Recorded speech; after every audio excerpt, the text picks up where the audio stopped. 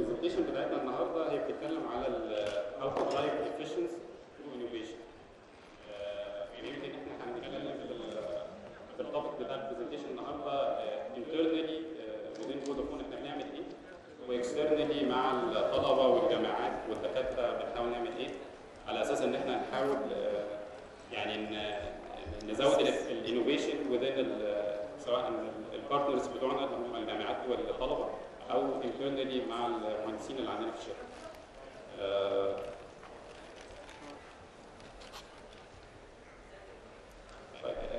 فكره سريعا كده بس عن فودافون. كل الناس عارفاها طبعا ان هي واحد من الاوبريتورز اللي شغال في مصر، موبايل اوبريتورز. however هي one of the big telecom operators على مستوى العالم. احنا عندنا 450 مليون مشترك على مستوى العالم في 71 كونتري، وعندنا 80,000 موظف بيشتغلوا على الشبكات على مستوى العالم. فده يعتبر واحد من ضمن الاكبر اوبريتورز على مستوى العالم بيبروفايد موبايل سيرفيسز. وريسنتلي احنا ابتدينا نخش في الفيكسد سيرفيسز برضه، زي ما معظم الناس ابتدت تقرا دلوقتي ان احنا بنأكواير شركات فيكسد، وبالتالي يبقى عندنا توتال سوليوشن ما بين الموبايل والفيكسد. طيب فودافون اوبريتور في مصر بقى اشتغلت من 98، فاحنا بقى لنا دلوقتي اكثر من 15 سنه تقريبا شغالين في مصر. عدد الموظفين عندنا في مصر تقريبا بنتكلم في 8000 موظف، ما بين موظفين شغالين على الشبكه والنتورك بتاعت مصر، وفي موظفين شغالين على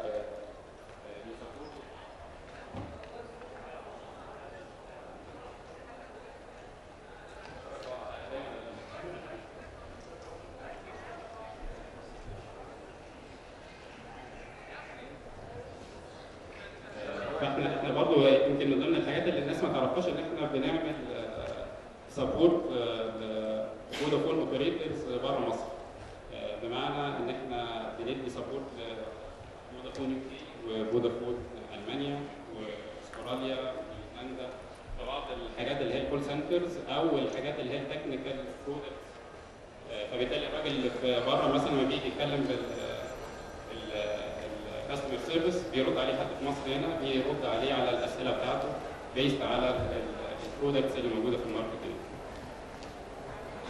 طيب فودافون بقى احنا ايه لازم عشان يبقى فيه اي مالتي ناشونال كومباني بيبقى فيه منظومه للاداره جوه الشركه بتحكم العلاقه ما بين الموظفين والاهداف بتاعت الشركه.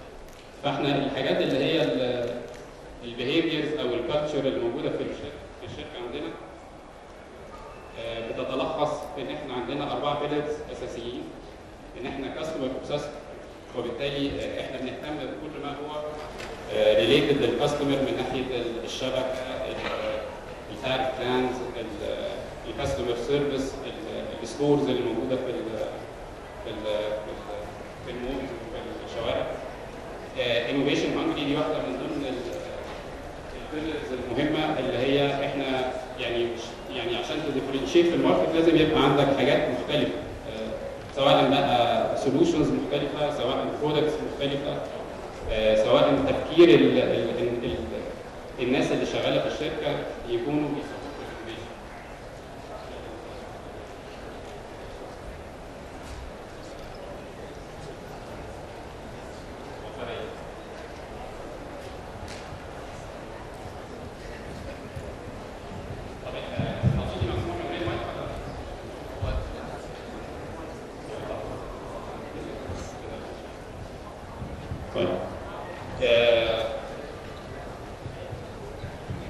البيلرز الرابع اللي هو ان احنا هي شركه مالتي ناشونال بس هواجر ليها لوكال روتس، بمعنى ان احنا لما بنيجي بننزل برودكتس لازم تبقى متماشيه مع السوق المصري. ما ينفعش ان انا انزل مثلا برودكت في انجلترا انزله في مصر، لازم يبقى في حاجات ليها اصول في لان البيهيفير بتاع الكاستمر في مصر غير البيهيفير بتاعه في يو كي او في اي بلد تاني. طيب ايه بقى قصه فودافون ار ان دي؟ يعني طبعا هو المعروف ان احنا دايما الريسيرش اند ديفلوبمنت بيبقى موجود في الفندرز اكتر من الاوبريتورز، لكن احنا النهارده هنتكلم عليه من اسبكتس ثانيه مختلفه. ايه مفهوم الار ان دي وذين الاوبريتور نفسه، وايه الوضع ده على الطلبه والجامعات والدكاتره اللي احنا بنتعامل معاهم. القصه ببساطه ابتدت كان الكلام ده مثلا 2006. كان مشكله طبعا ان الطلبه اللي بتبقى جايه من الجامعات او الخريجين عامه بيبقوا جايين ما عندهمش فكره عن سوق العمل، ما عندهمش فكره عن الاندستري نفسها بتشتغل ازاي. ايه الحاجات اللي هو محتاج ان هو يبقى عنده عشان يقدر يبقى واحد من الناس اللي هي يقدر يحصل على وظيفه سواء في فودافون او في اي شركه ثانيه. فكان هنا الفكره باختصار ان احنا قلنا ايه، طب احنا نحاول نساعد الطلبه ازاي عشان نقدر نخلي الطلبه يبقوا لما يجي يقدم لوظيفه يبقى عارف هو بيقدم لوظيفه ايه. قبل كده طبعا من ناحيه الجامعه لما يجي ياخد كورسات معينه هو يبقى عاوز يشتغل في الحته بتاعت الاي تي ولا يشتغل في الحته بتاعت التليكوم، وذين التليكوم يشتغل في الحته بتاعت الراديو ولا يشتغل في الحته بتاعت الكور، يشتغل في الحته بتاعت الفيكسد. فالحاجات دي ابتدينا ان احنا نتكلم عن الجامعات والدكاتره بحيث ان احنا نحاول يعني نحاول نطور شويه في منظومه التعليم في الجامعات، وفي نفس الوقت نحاول ندي للطلبه السكيلز اللي هي تؤهله ان هو يقدر لما يجي يتخرج يقدر يشتغل في اي ماركت، سواء بقى عند فودافون، سواء عند موبيلين، سواء عند اتصالات، يشتغل بره، يشتغل في سبلاير. فكان من البيلرز الاساسيه اللي احنا عاوزين نعملها ان احنا في حاجات سوفت سكيلز اللي هي ان انت تبقى ازاي عندك الكوميونيكيشن، ازاي تكوميونيكيت مع زمايلك في الشركه، ازاي تبريزنت سواء بقى لعميل او تبريزنت جوه الشركه برزنتيشن لبرودكت معين، ازاي تبقى عندك نيجوشيشن سكيلز، كل اللي هي السوفت سكيلز دي اللي هي بتبقى واحده من البيلرز اللي هو انا لو انا باجي بعمل انترفيو للناس بيبقى عندي حاجات ريليتد للسوفت سكيلز. الراجل ده هيقدر يشتغل في تيم ورك ولا لا، هل هو هيشتغل لوحده، وتكنيكال سكيلز. تكنيكال سكيلز هي دي اللي احنا يمكن ابتدينا بيها في 2006. عملنا ديفلوبمنت لتكنيكال كورسز. التكنيكال كورسز دي ابتدينا ان احنا نجيب طلبه من الجامعات. طبعا ابتدينا الاول على سكيل صغير، ابتدينا في جامعه القاهره وعين شمس واسكندريه في الاوائل. الهدف من السيشنز دي ان احنا كنا ندي للطلبه كل اللي هو التكنيكال بيلرز اللي موجود في الاوبريتور، يعني حاجات ريليتد للراديو، حاجات ريليتد للكور، حاجات ريليتد للفيكسد، حاجات ريليتد للترانسميشن. وبالتالي يبقى هو في الجامعه يبقى عارف التكنيكاليتيز بتاعت الاوبريتور شكلها ايه، وبالتالي يقدر يحدد هو عاوز يشتغل في انهي او يعني يدرس في انهي تراك يقدر يفيده بعد كده لما يجي يتخرج. فزي ما انا بقول الهدف الاولاني ان احنا هاو تو بريدج الجاب ما بين الاندستري وما بين الاكاديميك. طبعا كل الناس عارفه ان احنا الخريجين عاده بيبقى بعيد عن سوق العمل، او يعني اللي بيدرس في الجامعه بيبقى مور بكتيريال جزء نظري عن المطلوب اللي هو من ناحيه الاندستري، اللي هو بيبقى مطلوب ان الراجل يبقى عامل سمر تريننجز، يبقى اشتغل في شركات، يبقى عنده معرفه بسوق العمل والمكالمه بتاعت الشركه. فيمكن لما ابتدينا بالقصه بتاعت التكنيكال كورسز والسوفت سكيلز. احنا بنعمل 2 راوند في السنه، كل راوند تقريبا فيها 50 طالب، فبنتكلم في مجمل السنه نفسها بنعمل حوالي 100 طالب من جامعات مختلفه. طبعا يعني معظمهم بيبقى من القاهره، فبيبقى بنتكلم عن جامعه القاهره وعين شمس وحلوان اسكندريه، لان طبيعه الكورسات بتتطلب ان الناس تبقى متواجده يمكن لمده 4 5 ايام متواصل عندنا في البريمسز بتاعت الشغل.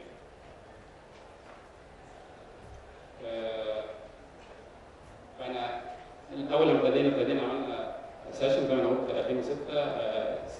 السنه دي احنا عملنا تقريبا 15 راوند، 750 طالب اتدربوا عندنا.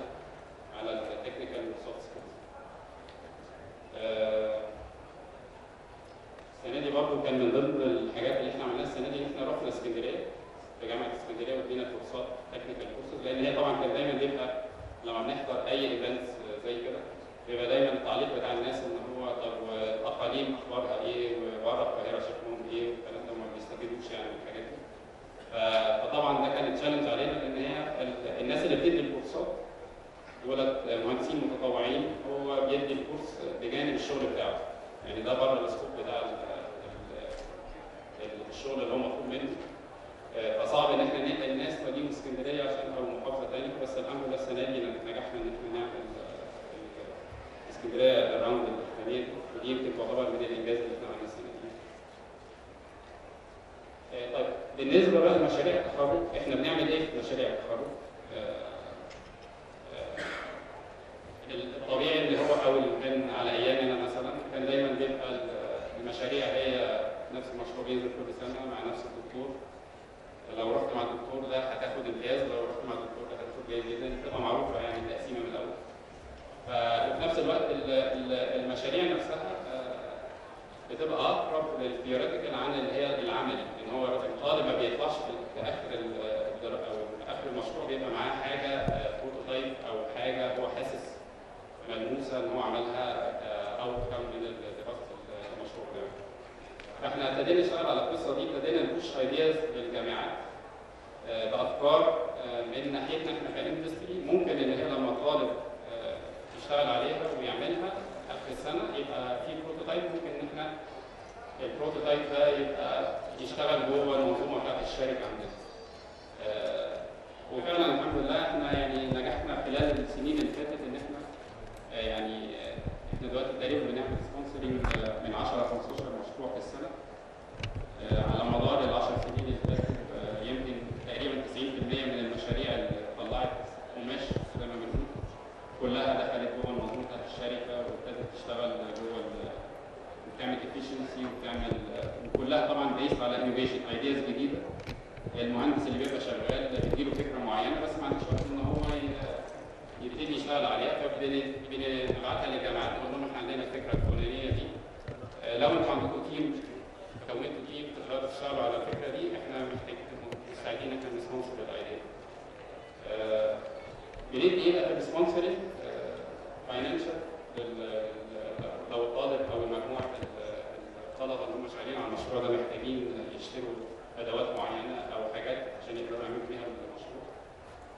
بندي لهم تكنيكال سبورت، الناس اللي عندنا المهندسين اللي شغالين في بيبقى المفروض في زي واحد سبونسرنج للبروجكت ده من ناحيه الشركه عندنا، هو ده بيبقى مسؤول على ان هو يدي كل التكنيكال انفورميشن ريليتد للمشروع اللي هو الطلبه ده بيشتغلوا فيه، وبيديهم معلومات يعني لو محتاجين كتب او تكنيكال انفورميشن بيديها. بنديهم طبعا بجانب كده بنديهم statistics لو في حاجات هو بيعملها على الشبكه ومحتاج يشوف التغييرات دي او الفكره اللي هو عملها دي التاثير بتاعها ايه على الشبكه، فبنقدر نديله قبل وبعد، فبالتالي بيبقى عنده قياسات يقدر يقيس عليها ويحسن الموديل اللي هو بيبقى شغال عليه. عندنا طبعا اجهزه مش موجوده عند الجامعات في المجال بتاعنا طبعا، يعني بتكلم في مجال الاتصالات، فالاجهزه دي بتبقى متاحه للمهندسين ان هو يستخدمها عشان تساعده ان هو يحقق الفكره بتاعت المشروع. 2010 كنا بنبتدي نشتغل على ليفل 10 وهو الليفل اللي هو بعد التخرج، ان احنا نبتدي نشتغل على حاجات ريسيرش بروجكتس بتبقى مينلي طبعا دكاتره وطلبه بعد التخرج، بتبقى برضه افكار سواء من عندهم او من عندنا، سواء في حد عنده فكره كويسه احنا محتاجين نعمل لها سبورت، لان معظم الهيئات اللي هي بتدي فاندنج دلوقتي زي الNTRA والإيتيدا بيتطلب ان هو يبقى في شريك من البيزنس بيقول ان الفكره دي فعلا لما هتنجح او لما يعملوا فيها ريسيرش توبيك الفكره دي هتبقى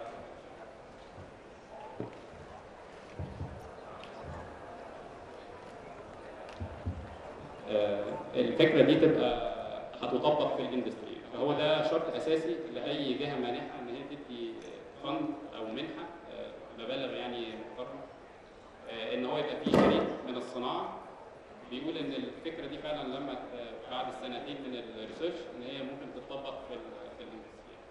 وفعلا احنا عندنا دلوقتي في البايب لاين عندنا دلوقتي مشروعين او ثلاثه، كل مشروع واحد تقريبا 2 مليون جنيه مصري، عشان في منه مشاريع خلصت المرحله الاولانيه وداخله في مرحله ثانيه بتطلب فند ثاني عشان تكمل المشروع، طورت الفكره اكتر، فبقى بالتالي في حاجه ان هو يكمل الريسيرش بتاعه في التوبيك ده.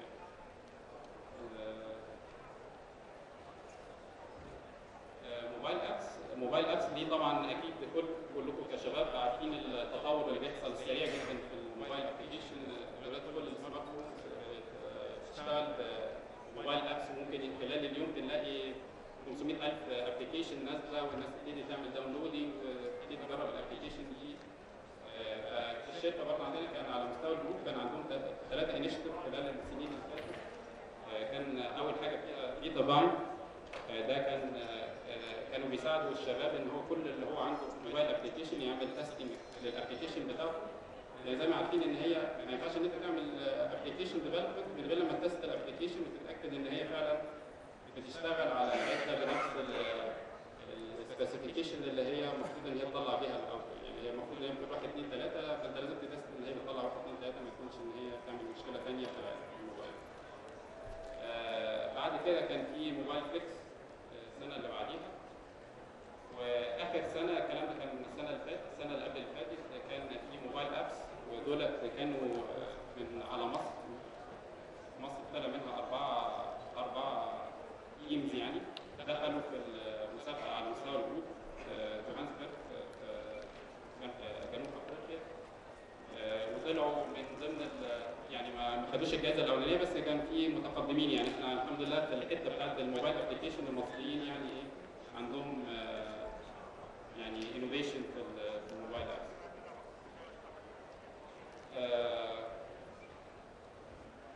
طيب ايه بقى كمان اللي احنا بنحاول نعمله للجامعات بجانب ان احنا يعني دلوقتي اتكلمنا على كذا بيلر. البيلر الاولاني اللي هو الطالب نفسه، البيلر الثاني الجامعه نفسها والدكاتره والمنظومه بتاعت التعليم والكونتنت اللي هو بيتدرس.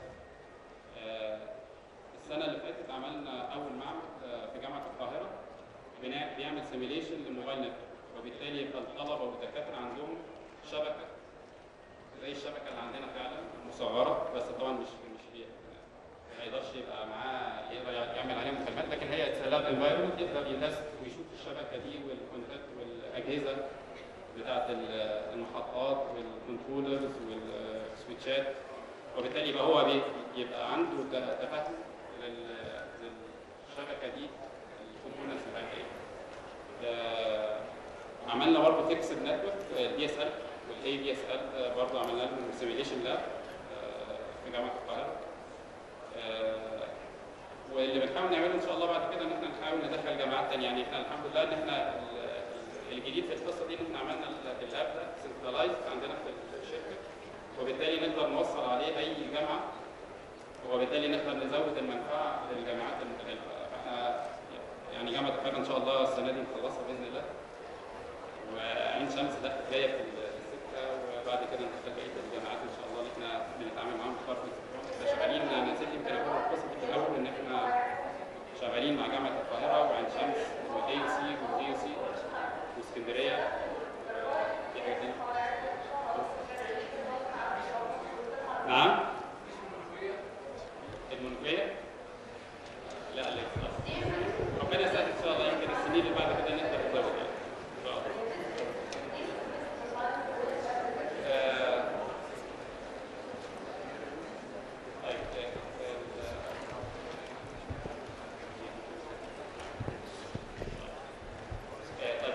عملنا ايه بقى السنه اللي فاتت مختلف عن احنا بقى لنا زي ما انا قلت ان احنا شغالين من 2006 على القصص دي. ايه بقى الجديد اللي احنا عملناه السنه اللي فاتت؟ احنا شغالين دلوقتي على حاجه انفنشن جديده، باعتبار ان الفورم النهارده بنتكلم على نيو انوفيشن عشان نحسن البرودكتيفيتي والافشنسي. شغالين مع دكتور مصري عالم في الانترنت، مش هقدر اريفيل طبعا الكونتنت بتاعت الانفنشن يعني. فان شاء الله لو البرودكت ده طلع للنور هيبقى انفنشن على مستوى العالم، اول مره يتعمل حاجه زي كده. ان شاء الله نامل ان هي يعني خلال سنه ان شاء الله يبقى عندنا حاجه برودكت نقدر نقول ان هو ده برودكت مصري من عالم مصري صنع في مصر. فدي اعتقد ان هي هتبقى one of the milestones اللي هي كلنا هنفتخر بيها ان شاء الله. بنحاول ان احنا الحاجات اللي هي البرودكتس اللي احنا بناخدها سواء بقى اشتغلنا فيها مع الطلبه او مع الدكاتره كريسيرش بقى في حاجه بروتوتايب ان احنا نسوق البرودكتس دي لاذر ماركتس. وده يعني ده انا شايف ان دي واحده من المايلستونز احنا بقى لنا كذا سنه بنحاول نخش عليها. يمكن خلال السنه اللي فاتت ابتدينا نشوف بعض الاثار الكويسه ان احنا ابتدت في برودكتس هنحاول نعمل لها تسويق بره دول الخليج وبره في يوروب. ده هيعود على المنفعه طبعا ان احنا هنبتدي نعين ناس ثانيه في مصر عشان تقدر تسبورت البرودكتس دي وتعمل ديفلوبمنت وتطور البرودكتس دي.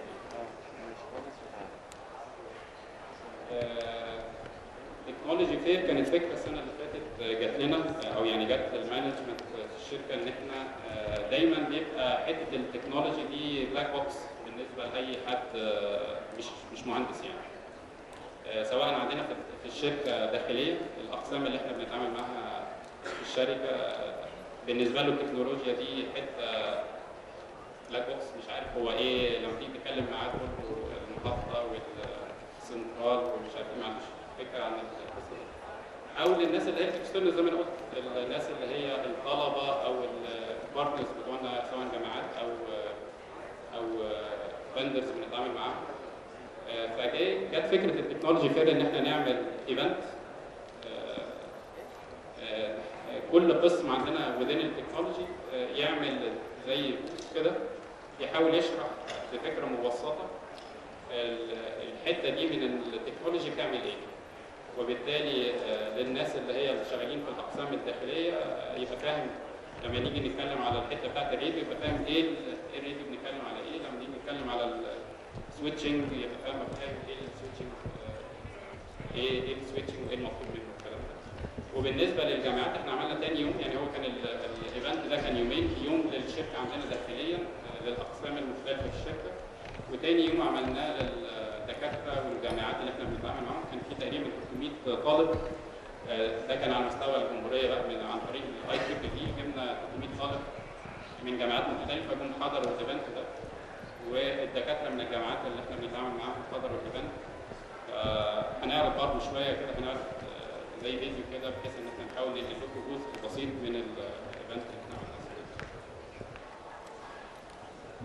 عملناه. بيتنت اعتقد ان دي مش موجوده في مصر عندنا كتير او يعني ما حدش بيفكر فيها. however احنا عندنا ايدياز كتير جدا انوفيشن بس ما حدش بيبص على الحته بتاعت اللي هي براءه الاختراع او التسجيل ان هو يسجل البراءه عشان يبقى عنده بروتكشن ان ما حدش يقدر يعمل كوبينج للفكره بتاعته.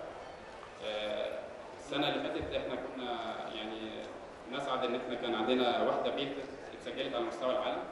كان واحد مصري عملها هنا في مصر. سجلناها عن طريق الجروب ودي تعتبر اول واحده بالنسبه لفودافون مصر براءه اختراع سجلناها. وعندنا 4 في البايب لاين خلال السنه اللي فاتت في المحاوله ان احنا ناخد يعني ريجستريشن لان طبعا عشان تسجل براءه اختراع السايكل طويله جدا يعني ممكن تقعد 2-3 عبال لما يجي لك ان انت تاخد ريجستريشن لان انت الفكره بتاعتك دي فعلا ما فيش حد عمل الفكره دي وما نزلش بيها حدودك وما فيش حاجه معموله بنفس المضمون يعني. فهي سايكل طويله وفي نفس الوقت النولج اللي موجوده عندنا سواء احنا في مصر او المكاتب اللي هي اللي شغاله في القصه دي تعتبر الخبره مش جامده يعني. فدي يمكن حاجه جديده برضه احنا نفتخر ان احنا السنه اللي فاتت كان لينا حظ ان احنا سجلنا اكتر وربنا يسهل ان شاء الله بالنسبه للاربعه اللي بعد كده. انا قلت على القصه بتاعت السيشن بتاعت اسكندريه وحلوان احنا عملنا للطلبه في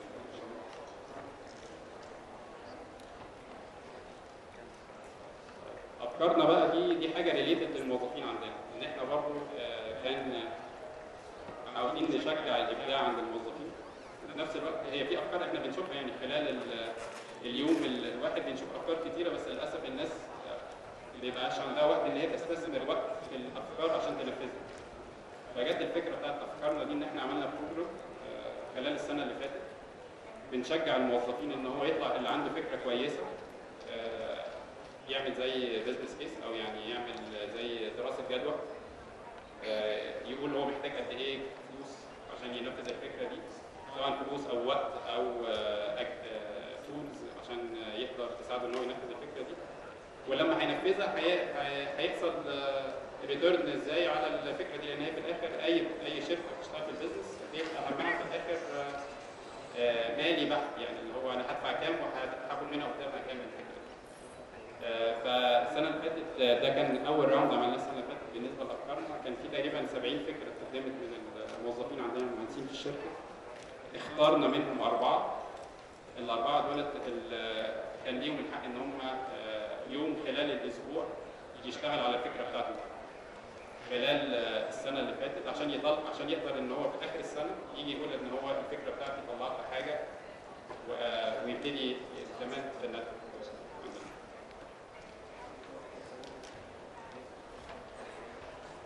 طيب how we drive business بقى في within technology، هو ده الهدف من التكنولوجي فير اللي احنا عملناه السنه اللي فاتت. كنت شوف فيديو كده على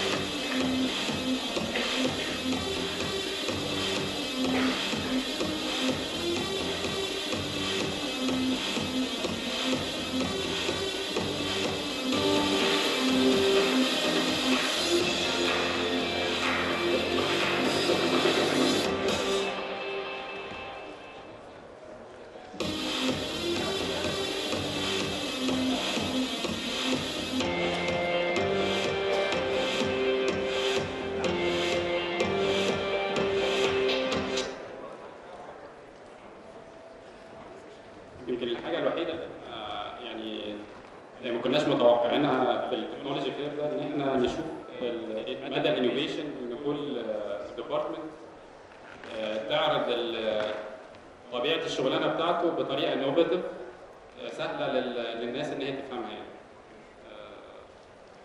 طيب ايه بقى المين بلوكس عشان يمكن ده الجزء الاخراني اللي هو المهم بالنسبه للناس اللي هي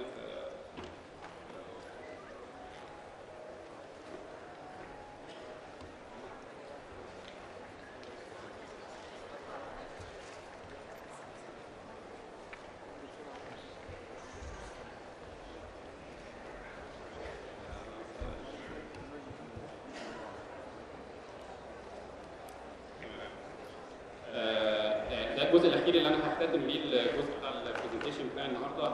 ايه المين بلوكس اللي موجود في التكنولوجي عشان الناس تبقى سواء بقى في سنه ثالثه او في سنه رابعه عاوز يعرف ايه الحاجات اللي ممكن يشتغل فيها او ان هو يعمل افكار في الحته دي. فاحنا عندنا الاستراتيجي بتاع الشركه ده يعني نتورك استراتيجي هو ده اللي بيبقى عند الاستراتيجيه بتاعت الشركه سواء بقى من ناحيه التكنولوجيا او من ناحيه الكوميرشال. احنا عندنا بلانز ان احنا نعمل ايه السنه دي، نروح LTE، هنروح مش عارف ثيرد كارير، هنحط برودكت شكلها ايه على النتورك. بعد كده بيخش على الجزء بتاع النتورك انجينيرنج. النتورك انجينيرنج ده هو ده المسؤول عن النتورك بلاننج بتاع الشبكه، البلاننج لكل البلوكس اللي موجوده في النتورك. بعد كده بيبقى في الريجنال اوبريشن، دول الناس اللي هم المسؤولين ان هم يحولوا التكنيكال بلانز من النتورك انجينيرنج يعني يبتدوا يبنوا بقى الشبكه اللي هي اللي احنا في البلانز بتاعتنا. في عندنا برودكت اند سيرفيسز، دول الناس اللي هم مسؤولين عن ان هم يعملوا برودكتس زي مثلا سلفتي او الحاجات اللي انتم بتشوفوها في الماركتس. ده الفانكشن اللي هي بتبقى مسؤوله عن الحته دي من وعندنا السيرفيس مانجمنت، دول الناس اللي هم بيديروا الشبكه بقى. يعني احنا دلوقتي بعد ما عملنا بلاننج للشبكه وبعدين بنينا الشبكه، في ناس بقى بتمونيتور الشبكه دي على مدار 24 ساعه بحيث ان هو لو حصل اي عطل في الشبكه يبتدي ياخد الاكشن اللي هو ان هو يحل العطل ده في اقصر وقت. وعندنا طبعا كل بقى الكلام ده كله بيشتغل على IT سيستم. يعني فعندنا الحته بتاعت الIT، وعندنا الحته بتاعت البيلنج الفواتير، وعندنا الحته بتاعت الداتا وير هاوس اللي هو بيبقى فيه كل الريكوردز بتاعت المشتركين بالمكالمات بتاعتهم بكل البروفايلنج بتاعهم. فده الجزء بتاع الIT. وفي الاخر بقى عشان نتاكد ان احنا الاكسبيرينس او السبسكرايبر اللي بيستخدم الشبكه عندنا بياخد السيرفيس اللي احنا بنحطها على الورق، فلازم يبقى فيه قياسات بتتعمل من ناحيه الفيلد بايكويبمنت معينه، بتنزل تلف الشوارع وبتسيميليت مكالمات وتبتدي تطلع المشاكل اللي في النتورك، وترجع تاني المشاكل دي تروح للنتورك انجينيرنج ويبتدي يشوف المشاكل دي ايه سببها ويحاول يحل المشاكل دي، وبالتالي يؤدي الى ان هو يعمل خدمه احسن من الخدمه الموجوده. احنا عندنا وقت، احنا قدامنا دي. مين اللي ماسك الوقت ده؟ 5 minutes. احنا عندنا كام فيديو كده ممكن نعرضه على بعض الادارات برضه يساعد الناس ان هو يفهموا ايه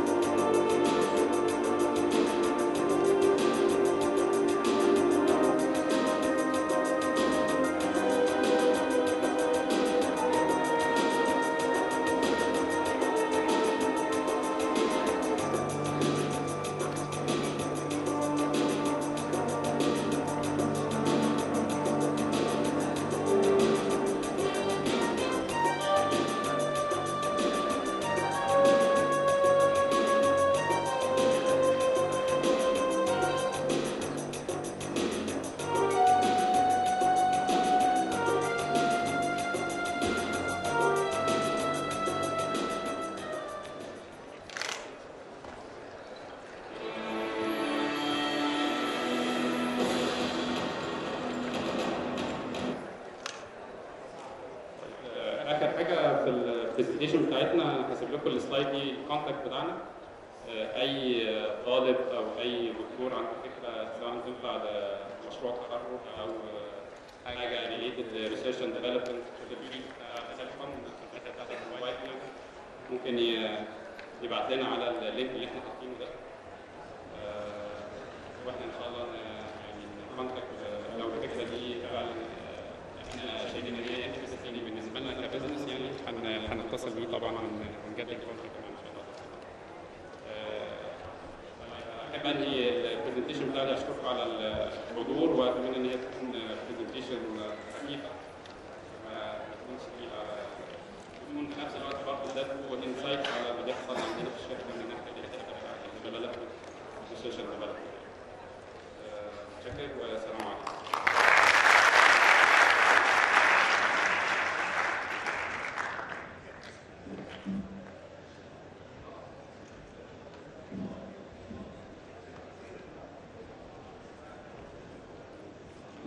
باشمهندس عمرو القاضي على تشريفه لينا كل سنه دايما بيكون معانا بيحاول يختار لنا سيشن والمستفيد من علمه وحضوره معانا فيه.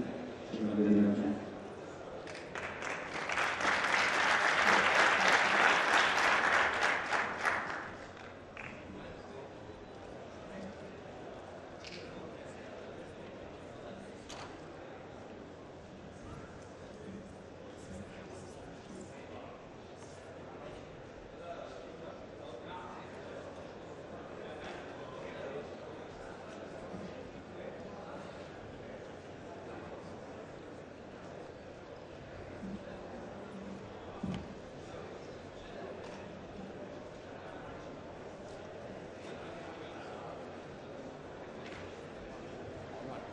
Next slide.